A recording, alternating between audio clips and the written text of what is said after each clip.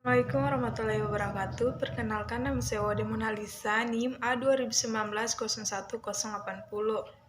Kelas E3, Prodi D4 Teknologi Laboratorium Medis. Di sini saya akan menjelaskan yang pertama itu gambaran umum laboratorium molekuler, kedua teknik dasar analisis molekuler, ketiga isolasi DNA. Gambaran umum laboratorium molekuler.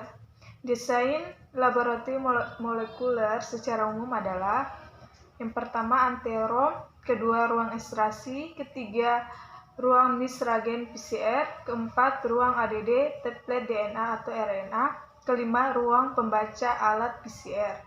Ruang ekstraksi dan ruang anterom dapat dilihat pada PowerPoint yang ada di samping saya.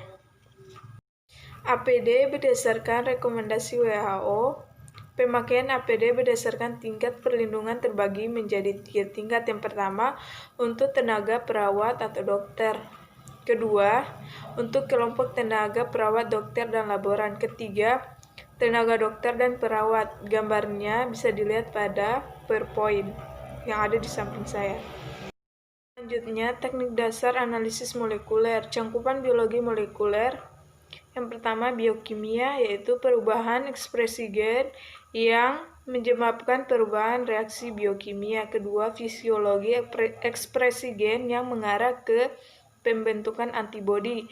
Ketiga, biologi sel, pengendalian sintesis protein membran sel.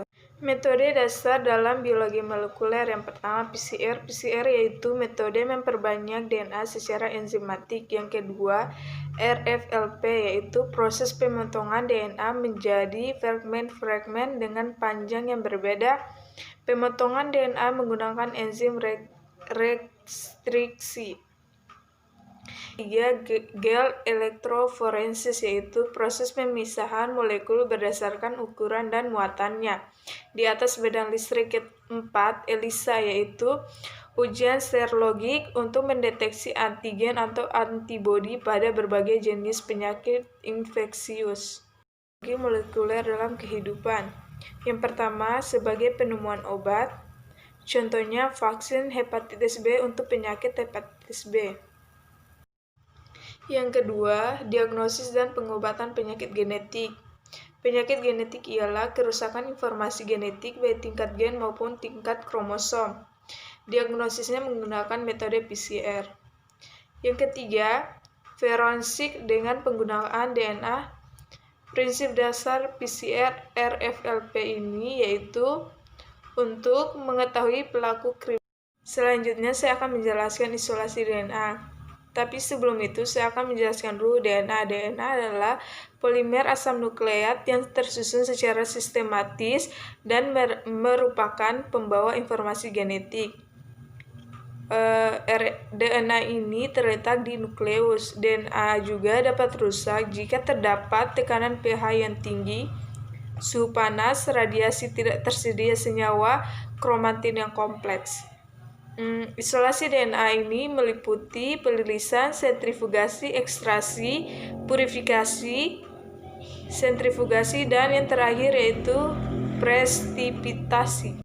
Selanjutnya itu tahap isolasi DNA. Isolasi DNA adalah metode untuk mendapatkan DNA dari makhluk hidup. Prinsip dasarnya dengan memecah dan mengekstraksikan jaringan sehingga akan terbentuk ekstrak sel yang terdiri atas DNA, RNA, dan substansi lainnya. Yang pertama yaitu tahap lisis. Pada tahap lisis ini terdapat dua cara, yaitu mekanis dan kimiawi.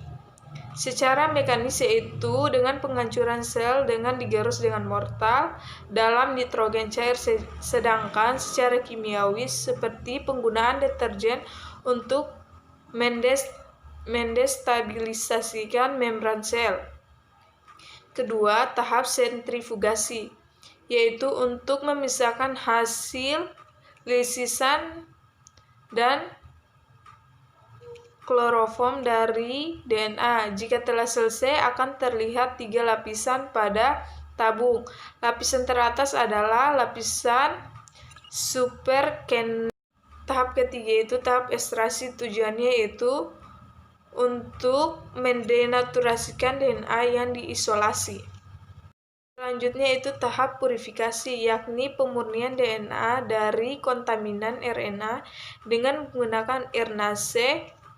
RNase ini fungsinya itu untuk menyingkirkan RNA dan diinkubasi selama 10 menit dengan menggunakan suhu 65 derajat. Bahan lain yang digunakan yaitu kloroform,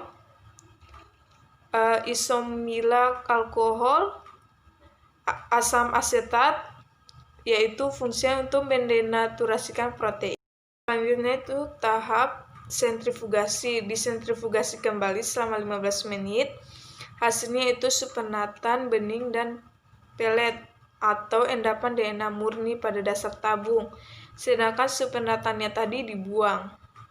Selanjutnya tahap peripitasi, yaitu dilakukan dengan isopropanol dingin agar DNA mengendap dan terpisah dari garam mineral dari sisa CTAB. Pelet dibersihkan dengan alkohol 70%.